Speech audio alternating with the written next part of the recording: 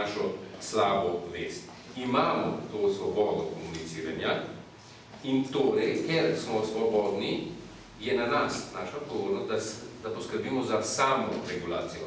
Jaz sem svoboden, da komuniciram in zato moram urediti to svojo komunikacijo, sam imeti nadzor nad svojo komunikacijo za svoje dobro in za dobro svoje skupnosti. Ker dejansko je komunikacija, dejansko ustvarja tudi komunitas, skupnost. Ali občevanje ustvarja občestvo?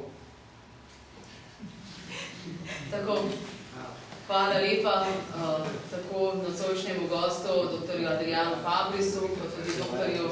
Dejanu Komelu in vsem vam, drage gospe in spoštovani gospodje, za obisk v precej lepi zasedbi ste prišli. Hvala lepa. Naj povem, da knjiga Etika komunikacije, ki jo lahko nocoj kupite po promocijski ceni, bo lahko imela poseben dodatek, podpis dr. Fabrisa. In zaključimo seveda ni naključje, da smo govorili pretežno o novinarstvu, mediji nas precej zadevajo. Bog ne daj, da bi prišli še do politike. Kaj bi šele potem bilo? Mislim, da bi razpravljali še kakšno uro tukaj. Pustimo jo za kdaj drugič. In zaključimo z mislijo, ki je zapisana tukaj v knjigi v epilogu.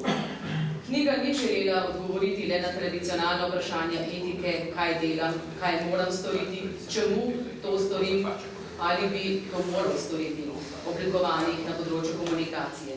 V njej se dogaja nekaj več, nekaj drugega. Knjiga je sama po sebi že komunikacijski dogodek. Priporočam, da se potopite vanjo, tako kot smo se nocoj potopili v tokratni večer s pomočjo našega nocojšnjega gosta. Lep večer še naprej.